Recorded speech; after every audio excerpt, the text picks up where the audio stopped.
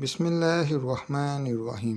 حضرت ابو بکر صدیق رضی اللہ تعالیٰ عنہ، آپ 313 یعنی بدر والوں میں بھی شامل ہیں، 10 یعنی عشرہ مبشرہ میں بھی شامل ہیں، 4 یعنی خلیفہ راشدین میں بھی شامل ہیں، 1 یعنی حضور صلی اللہ علیہ وآلہ وسلم کے ساتھ غار میں رفیق ہونے کا شرف پانے میں بھی شامل ہیں۔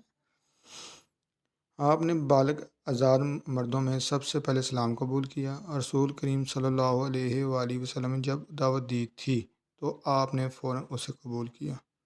اس طرح ساتھین اور اولین بھی شامل۔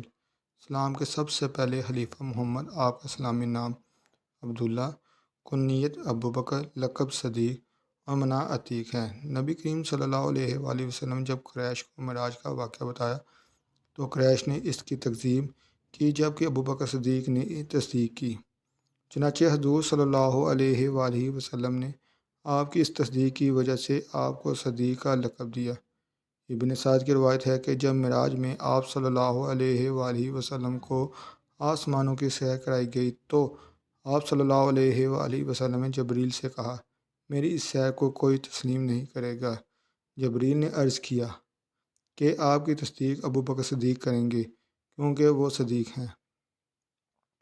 نبی اکرم صلی اللہ علیہ وآلہ وسلم نے ابو بکر سے فرمایا، تم جہنم سے آزاد ہو۔ تب سے آپ کا لقب عتیق ہو گیا۔ آپ حضور صلی اللہ علیہ وآلہ وسلم سے تقریباً 2 سال کچھ مہینے چھوٹے تھے۔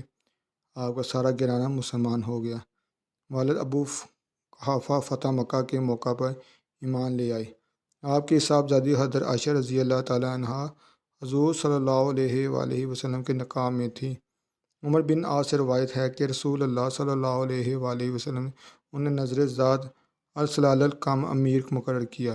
وہ کہتے ہیں تو میں آپ کی خدمت میں حاضر ہوا اور عرض کیا، اللہ کے رسول صلی اللہ علیہ وآلہ وسلم، لوگوں میں آپ کو سب سے زیادہ محبوب کون؟ آپ نے فرمایا عائشہ۔ میں نے پوچھا مردوں میں کون؟ آپ نے فرمایا ان کے باپ۔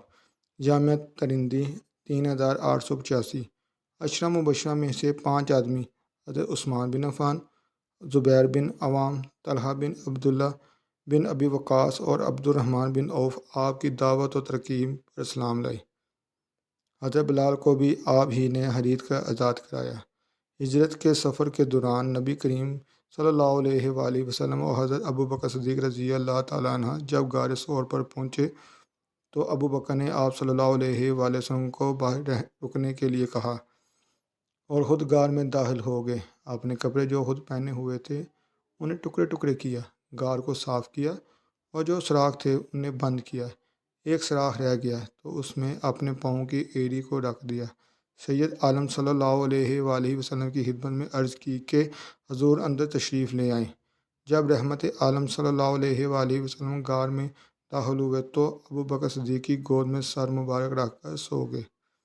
ابو بکر جس سوراخ میں ایڑی رکھی تھی اس سوراخ میں سے ایک سانپ نے بار بار کاٹنا شروع کیا، مگر صدیق رضی اللہ تعالیٰ عنہ نے اس خیال سے پاؤں نہیں ہٹایا کہ رحمت عالم صلی اللہ علیہ وآلہ وسلم کی نیند خراب نہ ہو، ان کے آرام میں خلل نہ ہو۔ لیکن جب آنسوں کے کچھ قطرے رسول اللہ صلی اللہ علیہ وآلہ وسلم کے رخسار پر پڑے تو آپ صلی اللہ علیہ وآلہ وسلم بیدار ہو گئے اور پوچھا، ابو بکر کیا ہوا؟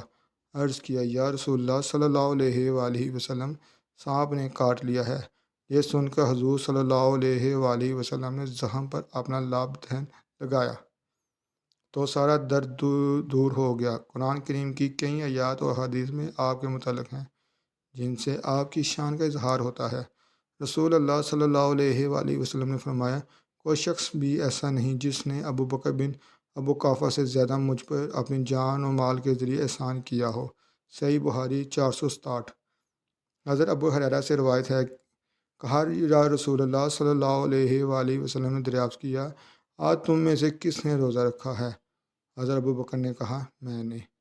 آپ صلی اللہ علیہ وآلہ وسلم نے فرمایا، آج تم میں سے کون جنازے میں شامل ہوا؟ ابو بکر نے کہا، میں نے۔ آپ صلی اللہ علیہ وآلہ وسلم نے فرمایا، آج تم میں سے کس شخص نے کسی مسکین کو کھانا کھلایا؟ حضرت ابو بکر نے کہا، میں نے۔ آپ فرمایا، آج تم میں سے کس شخص نے کسی مریض کی عیادت کی؟ حضرت ابو بکر نے کہا، میں نے۔ رسول اللہ نے فرمایا، جس کسی آدمی میں یہ سب اوصاف اکٹھے ہوتے ہیں تو وہ جنت میں داخل ہو جاتا ہے۔ صحیح مسلم 6182۔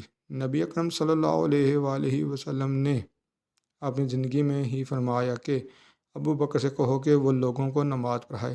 جامعہ ترمذی 3672۔ حضرت ابو بکر صدیق نے اسلام کی خاطر اپنا سب کچھ قربان کر دیے، جو تھا لا کر حضور صلی اللہ علیہ وآلہ وسلم کی خدمت میں پیش کر دیا۔ آپ بدر سے لے کر فتح مکہ اور بعد کے غزوات میں حضور صلی اللہ علیہ وآلہ وسلم کے ساتھ رہے۔ جب آپ صلی اللہ علیہ وآلہ وسلم اس دنیا تشریف لے گئے تو آپ نے امت کو سنبھالا، مسائل کو حل کیا، فتنوں کا کلا کم کیا، منکرین زکوٰۃ اور نبوت کے جھوٹے دعوے داروں کے خلاف اعلان جنگ کیا، کئی لشکر جہاد کے لیے بھیجے۔ آپ کے تقریباً 2 سال دور میں بہت ساری اسلامی فتوحات ہوئیں۔ آپ کی 22 جمادی الثانی 13 ہجری کو 63 سال کی عمر میں وفات ہوئی۔